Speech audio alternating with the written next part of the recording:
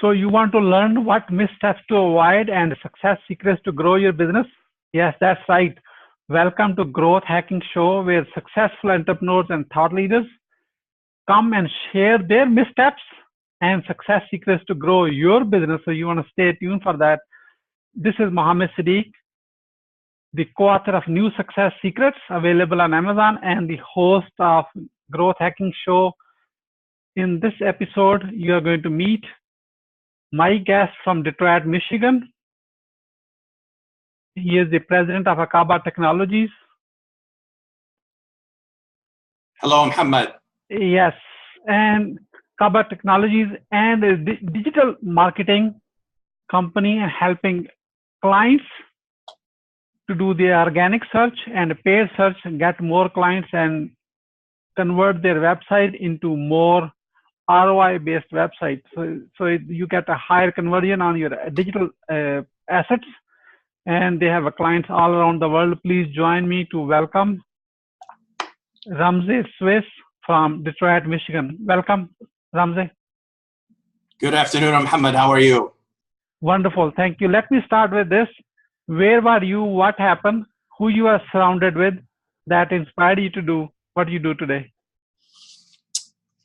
Oh, that's a great question. I was recruited by a small startup in San Francisco back in 1998, serving as a member of the board of a pre-IPO company.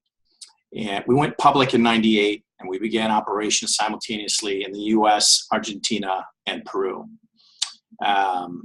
It was during my term in Buenos Aires, Argentina, where I was approached by Yahoo Argentina, who had shown interest in our technology. They wanted to remarket our services. It was then when I truly understood the significance of search, after I walked into this sea of cubicles and computers and people and trying to understand what they were doing and how this search engine was powered and their business model. So truly in its infancy, it was still mind-blowing to me that this is where we were back at that time.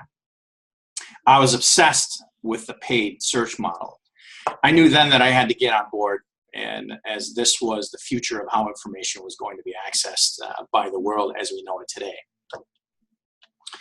I resigned as COO in the tail end of the tech bubble back in 2002, but stayed on board as a board member and returned to Michigan. Basically, I had my tail between my legs. I had my head handed to me in when the bubble burst.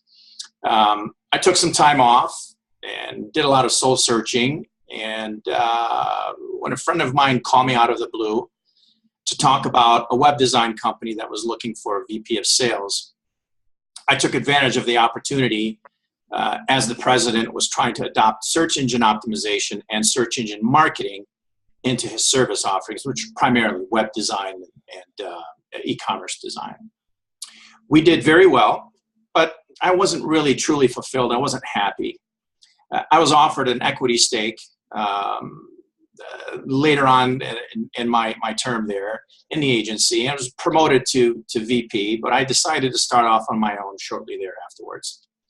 I left in 2004, and coincidentally, the same year, Google went public.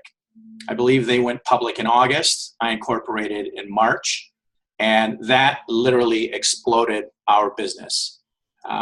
We were a search engine marketing firm. We did no web design. We did no e-commerce. I didn't have that background. I didn't have that understanding of the business. So we partnered with 6 different web design companies and fired them all. None could deliver a website that was built to cater to the target audience and really present the persona of the business in such a fashion. So I decided to get into the web design business and just hired smarter people, which search engine marketing at the time was evolving. And the auspices, the genesis of Aqaba Technologies really went quite well as it used Google as the launch pad with my search engine marketing background after all my studies, which as a result involves evolved into Aqaba Technologies, the agency of today. Great. You have impressive story. So it's amazing how other entrepreneurs have their story. So what is your story? Why not you write under the comment underneath? So we want to know more about you. As we get along with this one, you are going to learn the real stuff right now. As you know, right now, here is my next question. It's a grilling question. Ramsey, get ready for this. Here you go. What are the top 3 missteps to avoid to grow your business? Because you have like over a decade of experience on this.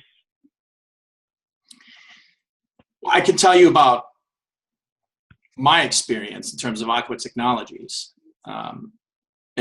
Number 1, be proactive and not reactive. Waiting for things to happen is a sign of weakness and laziness, as well as a recipe for failure. Technology is an ever-evolving industry. For example, a big mistake of mine was not pursuing the cloud early on, as we know it today. I thumbed my nose at it because I thought that security, I was quite vulnerable to security as it was, but I just didn't catch on soon enough. So I missed that boat. Today, thank goodness, we're okay. The amount of time, money, and resources that would have made our jobs so much easier and got us to profitability in that department much quicker. But moreover, provide extreme value to our target audience. I'd say the lion's share of our clientele are now hosted on the cloud or have some type of application on the cloud with us. And to scale, I don't have to hire 2 dual PhDs to manage our infrastructure.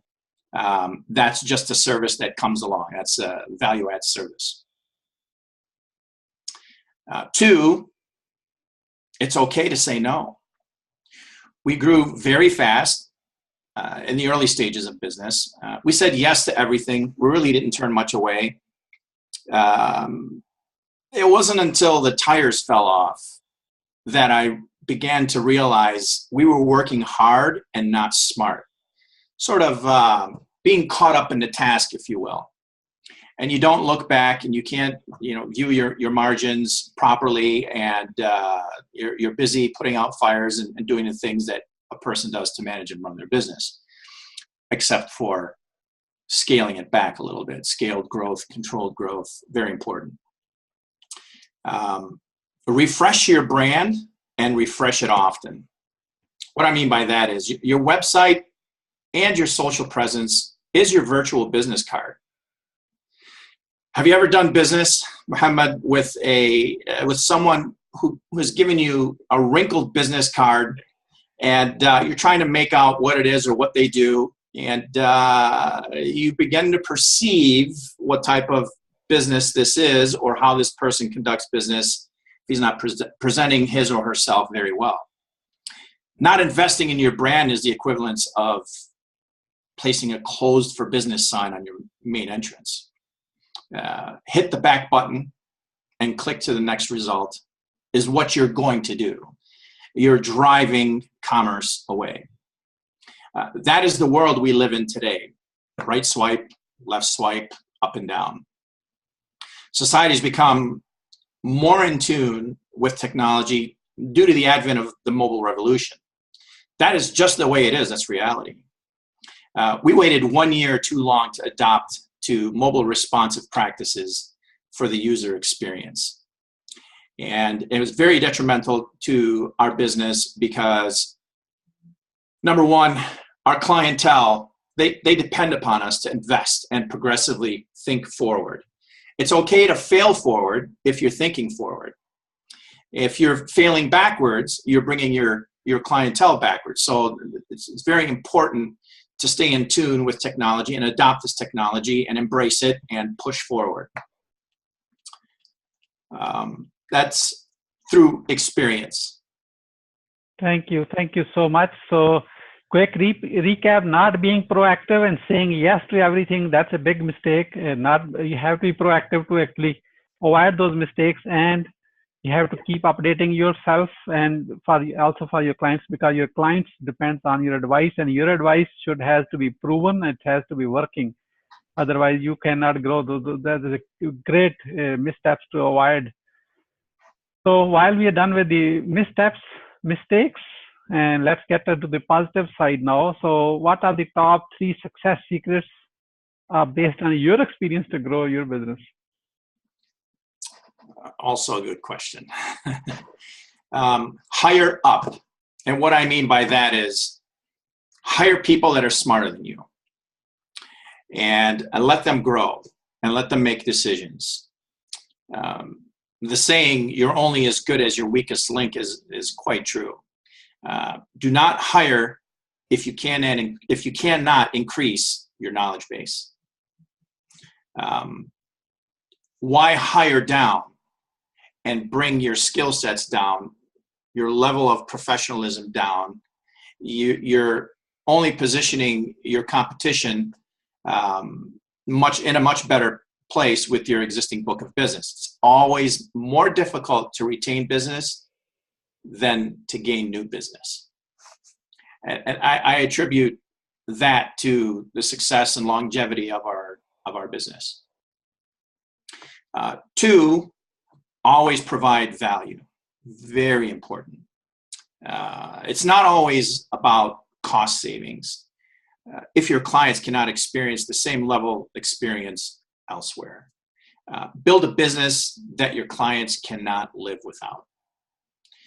If your phones are not ringing and your inbox is empty, then you're no longer relevant. You're just phasing yourself out as a slow death from there. Due to the nature of our business, that's what our clients depend upon us for, is to keep them relevant. Next, I would say evolve or die. Also quite important. I'd say those are the top 3 important attributes to our success. For example, it's no secret, the news about Sears filing for bankruptcy. Toys R Us, as we know it, also filed for bankruptcy. Both failed to evolve. Toys R Us, for example, did not take to the internet in time. They partnered with Amazon as their fulfillment center. Amazon picked up on it and began selling toys online, phased both Toys R Us and Sears right out of business. You can buy anything that the brick and mortars are selling online these days. We live in a very fast-paced society. Using dated methods and antiquated tools is a representation of your business. At least in ours it is. Your most desired outcomes should drive your decisions, not budget. Keeping your clientele ahead of the curve will keep your customers from defecting over to the competition. And that is value, and that is relationship, and that is, again, positioning your clients ahead of the competition. Great, very well said. Thank you. I can add one more beside Toys R Us and Sears blockbusters. Netflix taken over, same thing. They did not adapted it, basically. No. Absolutely, absolutely true. Yeah. And take a look at Netflix, where they are today. Yeah, yeah. So, Ramsey, thank you so much for sharing your success secrets and the mistakes. And here's my question now: is how you're growing business, how you're growing your own business right now? How we're growing our own business right now is primarily, I would have to say, through organic rankings is number 1, our most viable source of referrals, most qualified source of referrals, paid advertising, along with social, but mostly these days, I would say SEO and word of mouth. Happy clients love to share the word, and over service your clients. Over deliver. Just under promise and over deliver. Communication is very important. The the workforce of today wants to text, wants to email. I have a very, very firm position about communications here in our office. And email is an early method of communication. And we expect follow-up by phone call if there's not a reply in a respectable amount of time. And again, use your best judgment, but it's all relative. This is a society that we live in. They want to text, SMS, or send an email, and that's it. And I attribute our customer relationship due to our old school method of communication. You know what they say, pick up the damn phone and call them, you know. The problem is this generation looks at you cross-eyed like, you know, what cave are you living in? We Yeah, don't do that. definitely. Well, in this cave, we pick up the phone. Definitely. Thank you so much. And the community of Growth Hacking Show, how they can support you?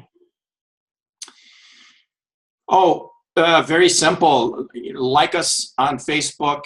Please write a review on what you thought of this interview. We'd love to hear from you. And I'm opening up our channels via phone, email, website, social. If I can be of any assistance, or if you need the soundboard on making a decision, feel free to reach out. We would be happy to assist you. Thank you so much. Thank you so much. It's great. It's such a refresher today. You know, I can tell for sure. On the behalf of Growth Hacking Show and our entire community, we really appreciate you. This is Mohammed Siddique signing off from Atlanta, Georgia, wishing you good luck, good sales. I do have a path across again with another amazing guest. Until then, all best wishes. Thank you, Mohammed. My pleasure.